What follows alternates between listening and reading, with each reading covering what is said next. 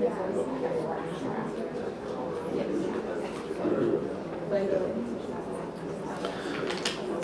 we're going to begin, and people can come on in as we proceed.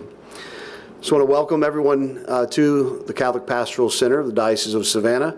On this day where we congratulate Archbishop Hartmyer on his appointment to Atlanta, and wish him well, and have this chance to hear from him. Well, he will speak and address us, and then I will come and give kind of a next steps for the Diocese of Savannah, and then we'll open it up for questions. So I'd like to introduce you to the next Archbishop of Atlanta, Archbishop Gregory John Hartmyer.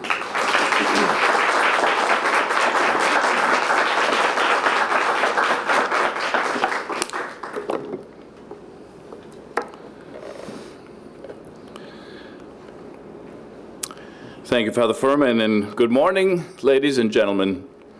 Good morning. And peace and all good things to you. What goes around comes around. As you know, yesterday, Pope Francis chose me to serve the Church of Atlanta as her 7th Archbishop. I am humbled by his appointment and grateful for the confidence he has placed in me. I'm also thankful to the Pope's ambassador to the United States, the nuncio, Archbishop Christophe Pierre, for his fraternal care and his encouragement. This week, Pope Francis is beginning Lent with a week of spiritual conferences and meditations. And the theme of his retreat is timely for me. It's the call that God gave to Moses to lead his people. And he warns against the temptation to resist God's will. The retreat director that is conducting the retreat for the Pope stated that God is always at work to orient the person towards the discovery of a higher dimension of living, of a more useful self-giving and service to our brothers and sisters. That statement reminds me of my own call to constant conversion and challenge as I accept Pope Francis's invitation to serve as the Archbishop of Atlanta. As most of you know, I served as pastor of 2 parishes in the Archdiocese of Atlanta before being named Bishop of Savannah in 2011. I was pastor of St. Philip Benizi Catholic Church in Jonesboro, Georgia, south of Atlanta. I was pastor there for 15 years. And then 11 months, I was pastor at St. John Vianney in Lithia Springs, which is just west of the city. Both were wonderful assignments, and so my 16 years in the Archdiocese of Atlanta helped me prepare for this moment. During those years, I became very fond of the priests, the consecrated religious, the deacons, and the lay faithful in the Archdiocese. In many ways, my appointment to Atlanta is like going home. My last 8 years as Bishop of Savannah has also prepared me for this new chapter in my life. The Diocese of Savannah has been a wonderful experience for me.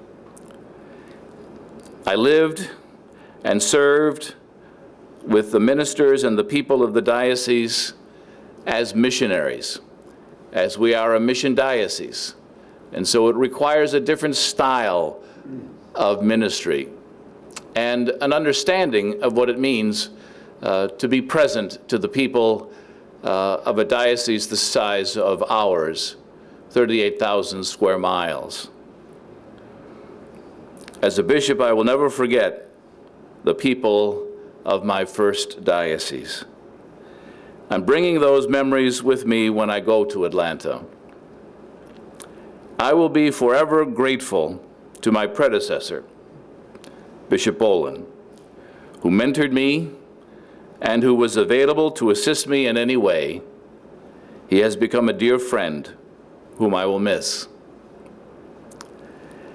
I was most fortunate to be surrounded by very dedicated and talented and generous people, especially in the Chancery, who made my job even more enjoyable. I'm deeply thankful to Ginger Ansel, my administrative assistant, Maggie Blank, Father Furman, and Father Pablo, with whom I worked most closely. All the departments are staffed with people who have been a joy to work with. I believe that my time in the Diocese of Savannah has made me a better person and hopefully a more effective and compassionate priest and bishop. I am so grateful to God for giving me those precious 8 years that have blessed my life. I have great respect and affection for the former Archbishop of Atlanta, Archbishop Wilton Gregory, who is now the Archbishop of Washington, D.C. He is a remarkable leader in the Catholic Church in the United States. I cannot possibly fill his shoes. They are far too big. I will have to walk in my own shoes and serve the people of that diocese, that archdiocese, as best as I can. I'm grateful to have Bishop Konzen and Bishop Schlesinger as auxiliary bishops at my side. We will serve as a team in ministering in the archdiocese together, and I look forward to that. What I'm not looking forward to is leaving the Diocese of Savannah and my co-workers here at the Pastoral Center, and the priests and the deacons, the consecrated women and men religious, and the lay faithful who serve throughout this diocese. It has been a privilege for me to work alongside with so many wonderful people that I have come to know during my 8 years as Bishop of Savannah. I consider myself to be greatly blessed by their example of faith and charity. And with that, I will be happy to answer any questions that you have. And if you would be so kind as to state your name and the media outlet that you represent. And so I'll be happy to take any questions that you may have that I might be able to answer. If not, I will call upon somebody who can answer it. Any questions? Come on, this is your chance. Good. Thank you. I got that. Got it. I guess I was just wondering, what are the things that you're going to miss about the people of Savannah, specifically, the town, the city, and what are the things you're looking forward to in Atlanta, just in terms of your own personal service? Thank you for the question. I'm going to miss a lot about Savannah. I'm going to miss the diversity, not only of people, but of topography and the way the diocese reaches into the farmlands of Middle Georgia, and then the seacoast, and then the larger cities of Savannah and Columbus and Augusta and Macon. It's a wonderful diocese, and there's wonderful people from all parts of the world that have come to Savannah. It has become truly an international city, the city itself of Savannah, but the diocese as well. And it's great to serve and to come to know those people, many of whom are struggling financially, economically, some spiritually. It's a place that continues to need the presence of the church, in helping them live their daily life and accept the challenges that they're faced with. And so that has been a joy to be a part of that. As big as the diocese is, I tried my best to get around as often as I could. And everywhere I went, I was greeted with such warmth and welcome on the part of the people of the Diocese of Savannah. In their little chapels and in their larger churches, it didn't matter. There was that same spirit of welcome to me as their bishop, which was very affirming. I will miss the history here and the significance of the presence of Catholics in the development of the Diocese of Savannah. We were the first diocese in the state of Georgia. And it wasn't until 1956 that we gave birth to our daughter, Atlanta. But now she's a big daughter. She's a grown woman. There's 1.2 million Catholics in the Archdiocese of Atlanta, and there's probably 90,000 Catholics in the Diocese of Savannah.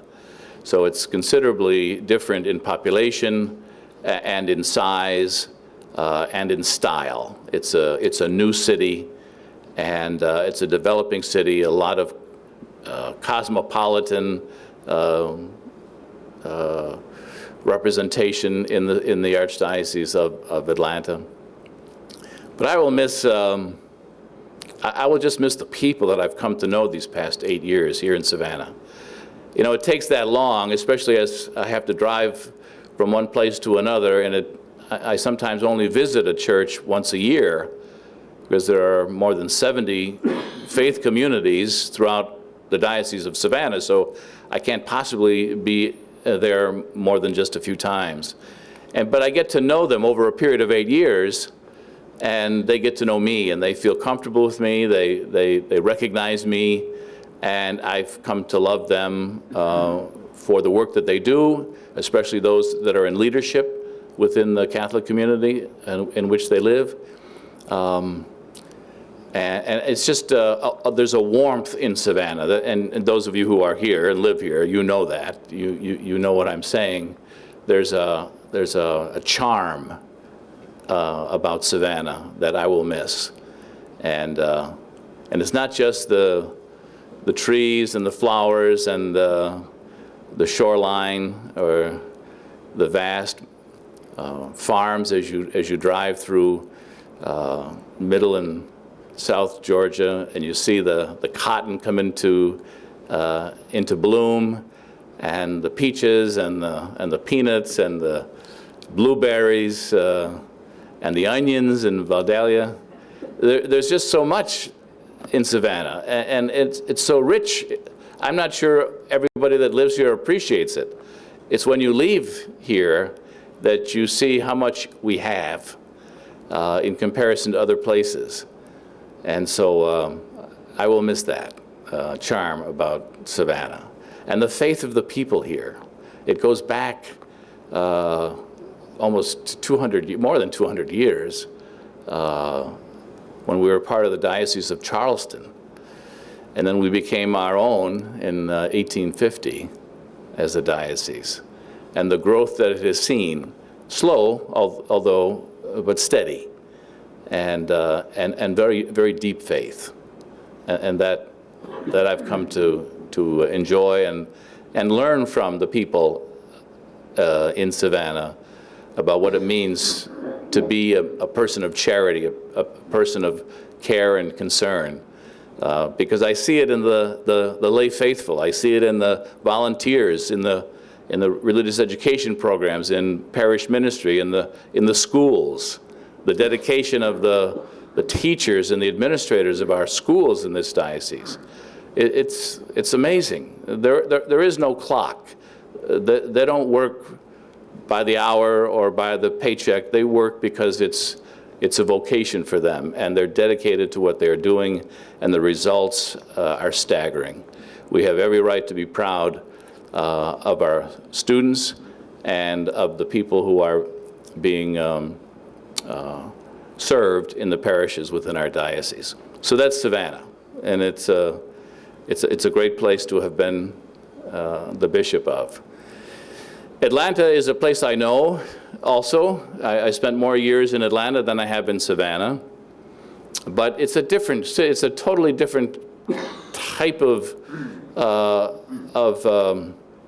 atmosphere. I mean, the architecture, the history, although a historical, there's a historical element to Atlanta, it's just a different kind of city. There's great industry and great, there's world headquarters that are in Atlanta. Everything seems to be on a bigger scale, a busier scale, a faster pace of life, more expensive. But they have so much there in terms of sports and arts and restaurants and all the things that you would find in a metropolitan city like Atlanta. It's still growing. The traffic, I was reminded of it yesterday. I thought I had pushed that bad thought out of my mind, but it came back as soon as we went into it yesterday as we traveled to Atlanta. But you just have to know the times and alternate routes to survive in Atlanta. But I look forward to Atlanta. It was a great place for me to start as a pastor. And when you're a pastor of a place for 15 years, you get to know your people very well. And what I had as a parish during that time of 15 years was a multicultural parish that prepared me for Savannah and prepared me for, I just think, to be a better bishop, to have an open mind, to experience the diversity of people and cultures and to learn from them, but I did not know coming from the north. So Atlanta will be a big job. I have 2 auxiliary bishops. I've never had 2 auxiliary bishops to work with, to share the ministry, and a wonderful staff that I met yesterday, many of whom I know from my past years there. But I'm sad to leave Savannah, and I'm excited about a new beginning in the Archdiocese of Atlanta. Thank you for your question. Yes, Mike. Bishop, you've accomplished a great deal in your 8 years here. You'll be leaving a lot of those projects undone as you move forward, like any good architect or engineer, right? And but my question for you is, do you anticipate remaining active in the furtherance of the cause of the Georgia martyrs? Do you think you'll remain involved in it? Oh yes, very much so. And so will Atlanta now.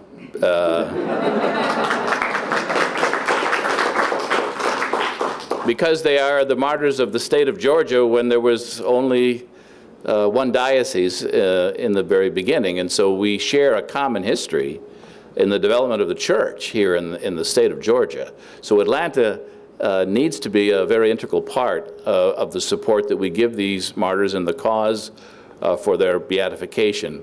And so I'm sure that Atlanta will hear more and more about the Georgia martyrs. Thank you, Mike. Yes, ma'am. I have one question. Mary Sutton from St. Anne Parish. Out of all the places that you've been during your 8 years with us, was there a peak experience, a place that you visited that will always stand out in your memory? Well, I shared that same answer with the people of Atlanta yesterday, and I've shared it before here, so it's no surprise. And I hate to point out one parish or ministry in the diocese because there are so many that are memorable.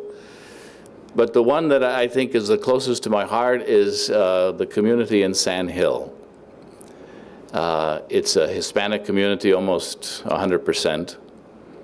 And their church is about as big as this room, and it's two trailers put together. And they've made it their church. And they feel very close to God in that environment. And they decorate it as they would have decorated it at home in their country. And so when I go there, I'm almost transposed from the United States to Mexico. It's just a beautiful environment. It's what I remember when I visited developing countries in Central America and South America. The way they decorate it, the way they celebrate, their music, their enthusiasm, their joy, hundreds of children all over the place. And I'll tell you a quick story. When I went to Sand Hill for confirmation, it was my first visit there. And so I struggled through the Spanish with the help of Father Pablo. And after the confirmation, nothing was said about a reception or anything after. And normally I would be present for photographs or conversation. But the pastor that was there at the time didn't say anything to me. In fact, he went home. He's no longer serving in the diocese. But nonetheless, so I was in my car ready to pull back, and one of the parish members knocked on my car window and said, "Bishop, aren't you coming to the reception?" And I said, "Well, I didn't know about it." And they said, "Oh, it's in the hall," which was another building that they had put up. I said, "I'd be happy to." So I got out of the car, and I went into the hall, and it's a sight that it will always be in my mind. The hall was about, again, the size of this building, and all of the people were seated around the edge of the hall with their children, and down the center was a table filled with fruit and cakes and things to enjoy, and they wouldn't dare touch one morsel of that until it was blessed. And I have not seen that kind of discipline in many other places. But they impress me because they have it. They got it right. They recognize even the little that they have is to be respected, and there's manners and a protocol to follow, and so they wouldn't feel right if they ate before the bishop came in and blessed it. And that just is a memory that will always stick in my mind, that they have it right in many ways, and they're very strong. The Hispanic people they have a very strong family unit, so those kids go everywhere, and they don't separate the kids from the parents, and so that's why you'll see a lot of children in Mass, because that's the only place they're going to be, is with their parents. And so they bring them to church, and they learn to be in church at a young age. But it's a wonderful spirit there. So the parish's name is Our Lady of Guadalupe in Sand Hill, Georgia. And if you ever get a chance to be out that way, it's a sight to behold. And it reminds me of the kind of diocese we have. It's a mission diocese. And I felt as a missionary myself, coming here and going to those outstations, so to speak, in the mission parishes of larger parishes, and to be able to expect a surprise. Either the lights won't work, or the sound system doesn't work, or there's just something that may not be what I'm used to, but that's what you have to expect, because that's their reality, and I'm over that. I go with whatever the flow is, and we concentrate on what's most important, and that's the sacraments, and that's what I've come to celebrate with them, and so that's my memory. Bishop, where is Sand Hill located? You'd have to ask my driver, because I don't know. It's Glenville, in that part of the diocese, Claxton, in that vicinity, but it's tucked away. But it's a beautiful place.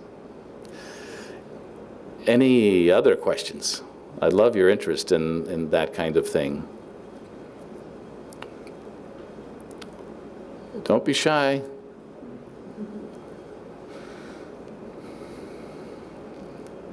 Well, first of all, again, thank you for being interested enough to be here today. Father Dan Furman will explain to you what happens now. When do I leave? When does a new bishop come in? What happens in the interim?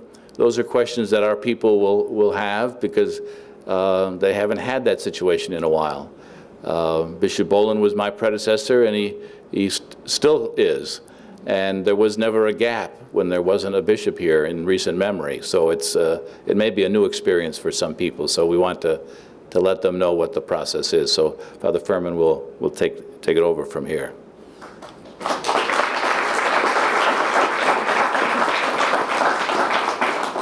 All right. Thank you, Archbishop. Archbishop Hartmeyer's installation mass will be May 6th at St. Peter's Chanel in Roswell, Georgia. And at that time, then the See of Savannah, the Diocese of Savannah, will be without a bishop. And so the church provides a structure and a way to go about making sure that the people of a diocese always have someone responsible for their care. Always have someone responsible for their care. And so within 8 days, a group of priests of the Diocese of Savannah called the College of Consultors will come together and elect a diocesan administrator.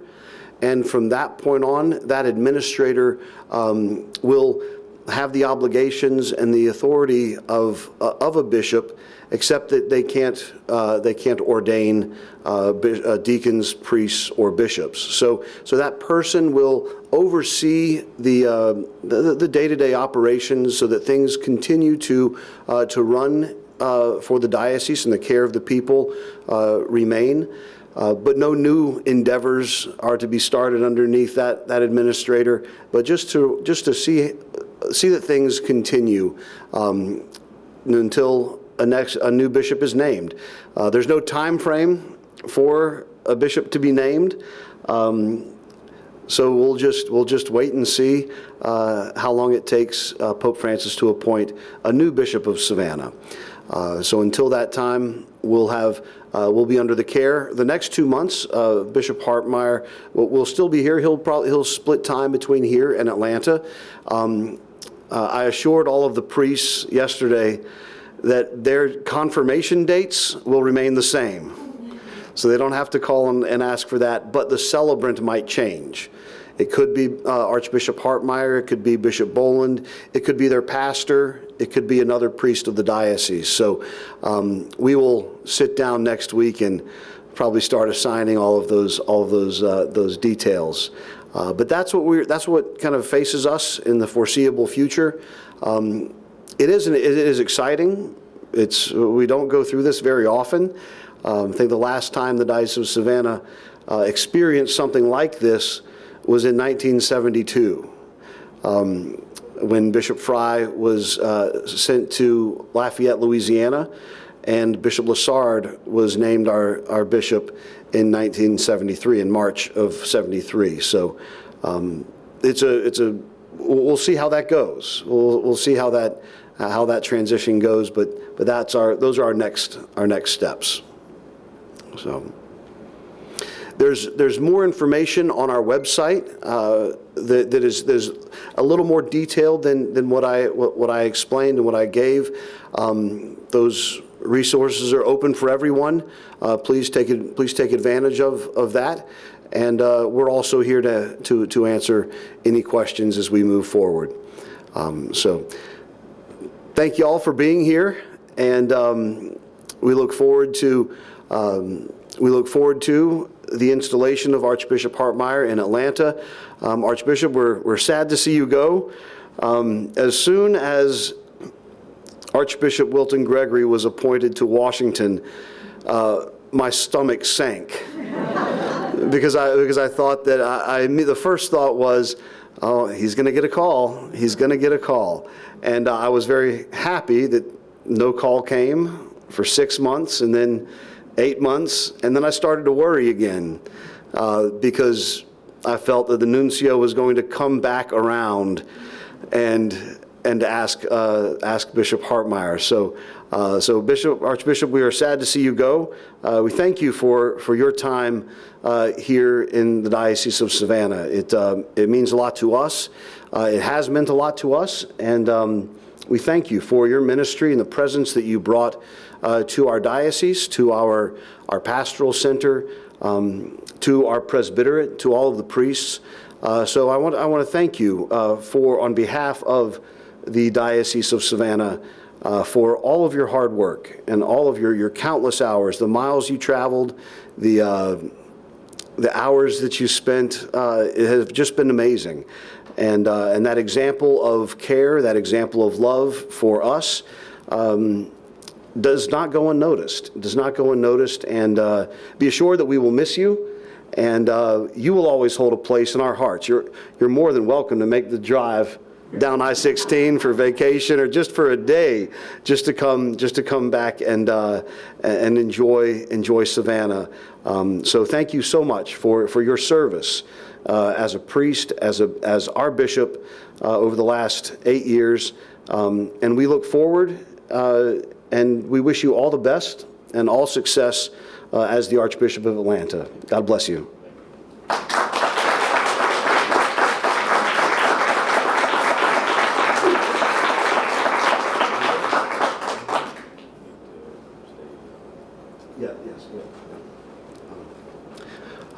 Archbishop Hartmeyer will be available to the press, I think, if y'all want to get any closer shots or ask any other questions for him as well. So where do we want to do that, Joanne? Just back here? Okay. Very good. Well, thank y'all. We have Mass will be at noon, and then we'll have a lunch for the staff. After that, a lunch with Archbishop Hartmeyer. So thank y'all for being here.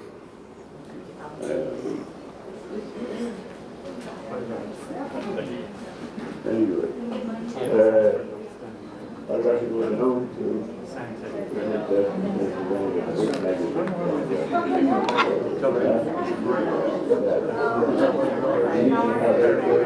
Oh, yes.